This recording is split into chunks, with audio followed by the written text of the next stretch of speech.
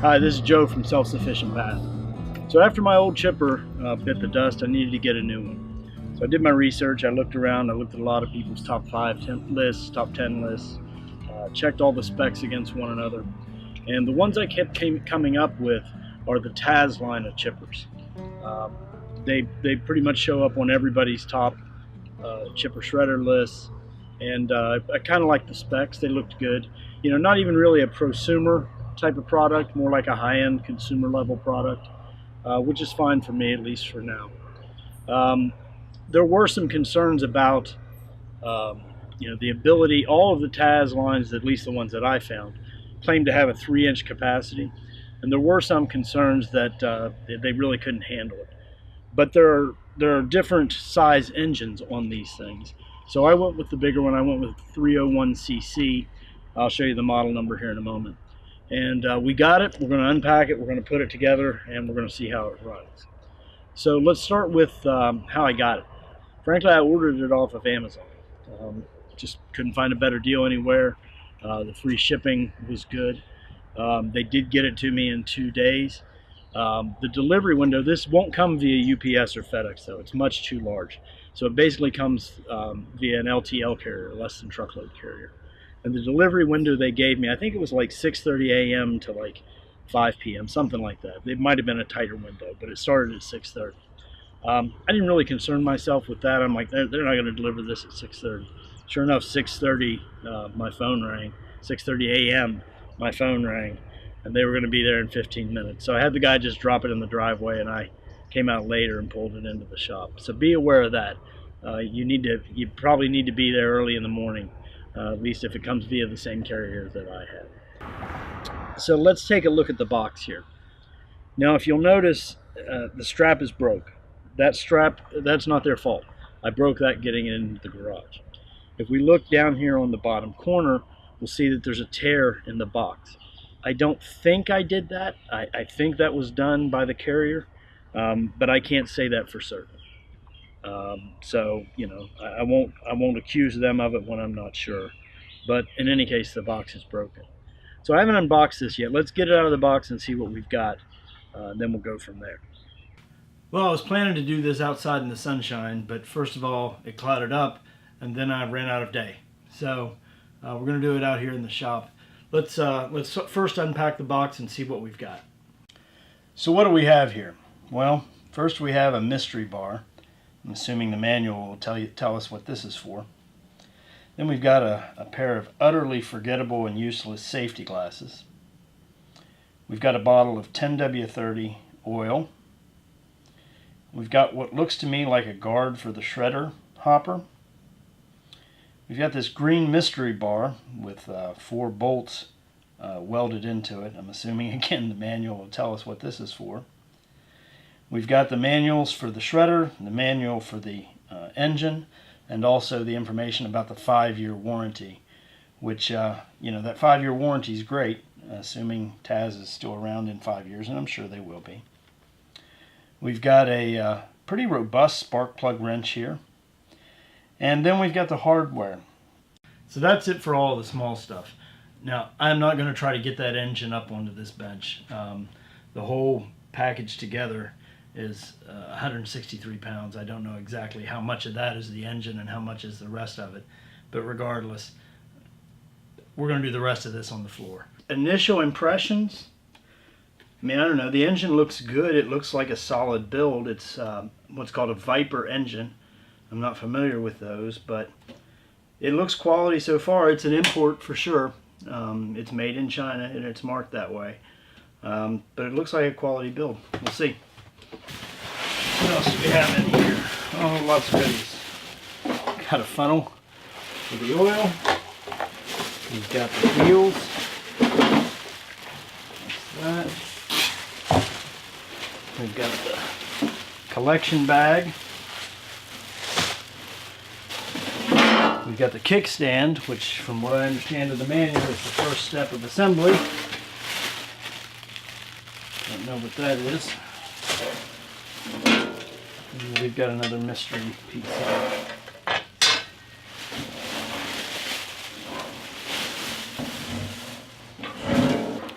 Something to not like already. This flange is bent. I don't know if you can see that. All to pieces. It's something I can fix, but you know, shouldn't have to. A little frustrating. And that seems to be it. Okay, so before we get started, a couple of words of caution here. First of all, I'm doing this to show you how I put my chipper together.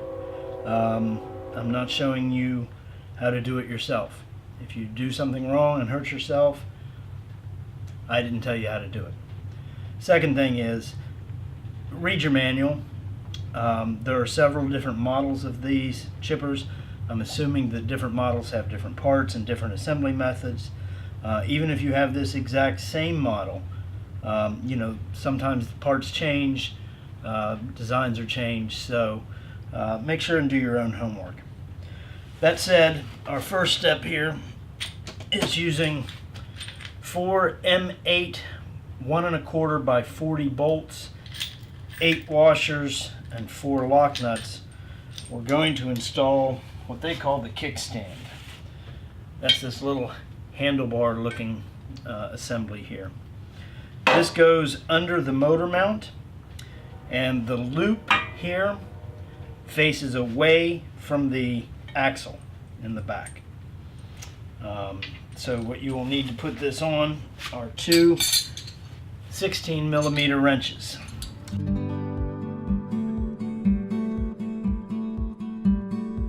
I lied. The bolt heads are 16mm. The nuts appear to be 17mm. Next we put on the wheels, which is pretty straightforward. Put the wheel on. Put a washer on. I think they said that's an 18mm washer. I'll look that up in a second to check it. And put in your cotter pin and bend it over.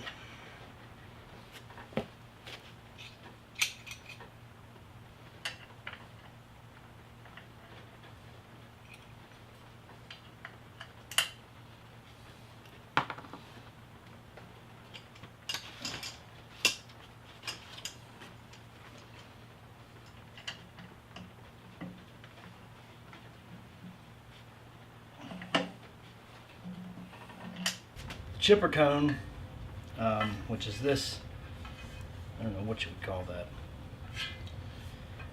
This fits onto this housing right by the engine. There are 3 M8 bolts sticking out of that housing. This just fits over it, and you use these 3 M8 flange nuts to attach it. Helpful hint, put the bottom one, which is a slot, not a hole, on first. It'll help you line up the top 2.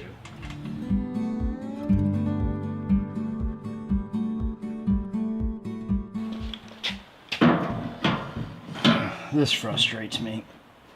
Now,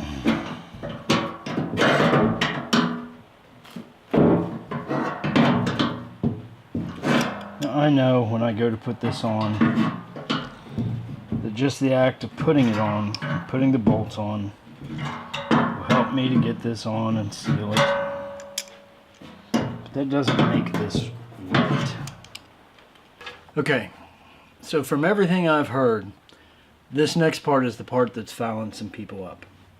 What you have to remember is that this piece, what we called before the mystery green piece, is what's called a stud plate. This is the back stud plate. The front stud plate, at least in my case, was already installed. All right. The front one is the one closest to the engine.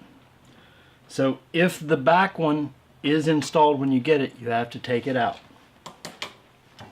You also have to make sure that these nuts are loose.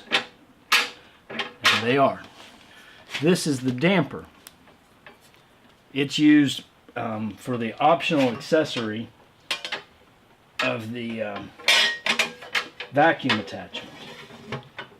So this goes in here, and it'll be retained via this little tab. When we put the hopper on, that will mount down here and it will bolt in, and then when you go to slide the damper out, which which I will admit that's not a great fit, but maybe it'll get better when we put the bolts in. That little tab will hit here and keep it from coming all the way out. Now the reason we only have to loosen this front plate is because on the hopper, on the right end, it has slots, not holes. So all we have to do is set this on here. Here's where those bends on the hopper are going to become problematic. I'm willing to bet. Now we'll put the rear stud plate on.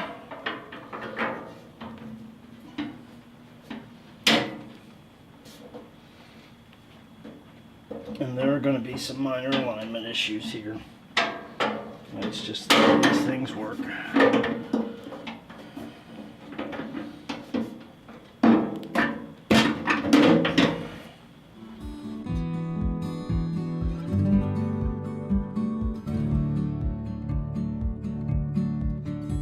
Well, I don't even have them all tightened down yet. And the damper won't slide in and out. I'm guessing that's because of those bends. Frustrating. Okay, I was starting to get a little frustrated here, but you know what? I'm going to try to see the silver lining here. What this means is we're going to get to test out not only the chipper, but also their warranty program and their customer service.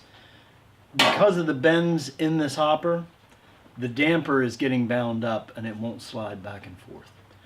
Maybe that's the reason people were having problems with the damper. I don't know. Maybe it was just installing it incorrectly.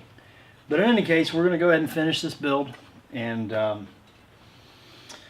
we'll call customer service once we've had a chance to do that. It's a holiday weekend, so it's probably not going to happen tomorrow. Next thing, the guard for the hopper.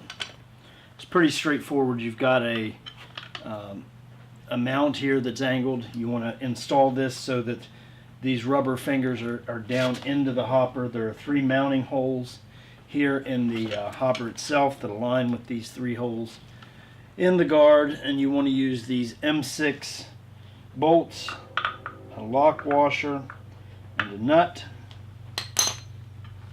Be careful not to drop these the lock washers or the nuts down into the hopper. You're going to have a heck of a time getting them out if you do, which is probably the first thing I'll do.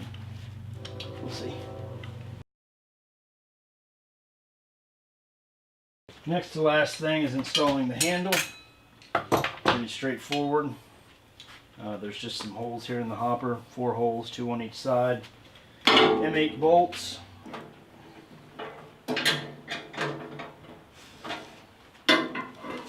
Well, for all intents and purposes, it's together now. The only thing we have left to do is to put on this, the debris bag holder.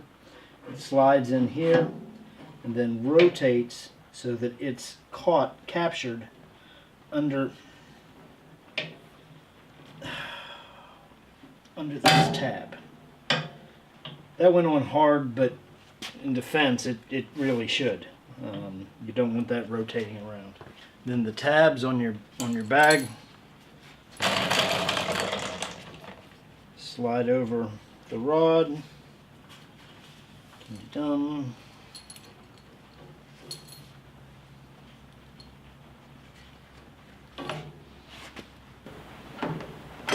Goes in there.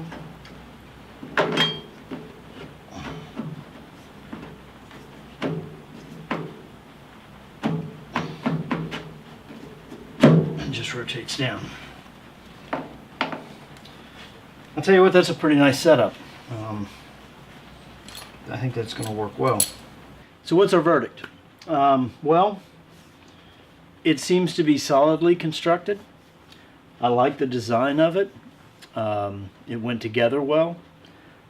Seems to be, like I said, quality components. You know, time will tell. We'll find out tomorrow when we test it. Really how this thing's going to do.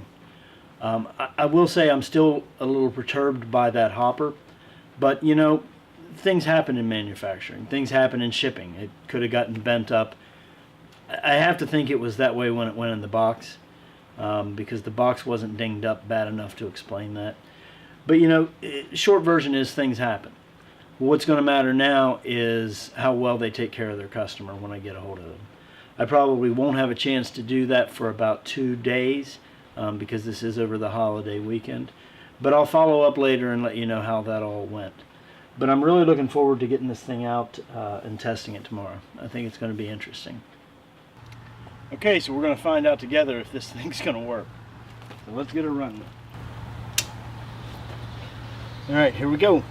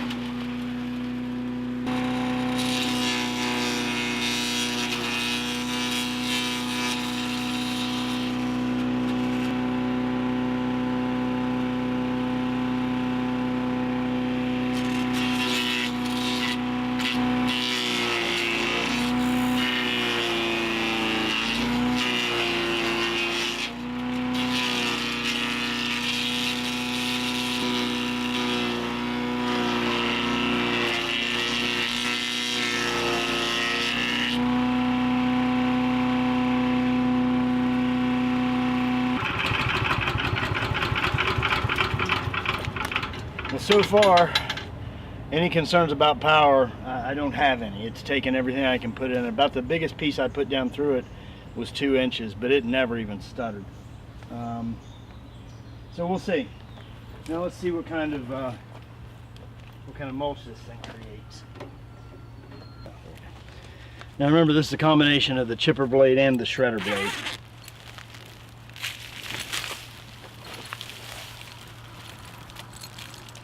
Not bad. We got some long shreddy pieces, but I'll tell you what, all in all, I don't have this good in the frame, do I? All in all, it's pretty good. And just for the little bit I chipped up, made a decent amount of volume. So I've been using this thing for about 3 days now, and so far I really like it. Still starts on the first pull. It's eaten everything I've given it, from wet leaves to wet bark. Up to 3-inch hard, dry, dead oak. I've fed little trees through it, little green trees. It just seems to keep on running. Now time will tell if that continues, but so far I really like it. Still don't know how everything's going to turn out on the damaged hopper yet, but when I do know, I'll put it in the show notes down below. I hope you like this. I hope it's provided you with some value. If you want to see more, please subscribe. Please click the like button down below. And if you really want to see our content, please visit the website at selfsufficientpath.com and sign up for our email list. I appreciate it, and I'll see you next time.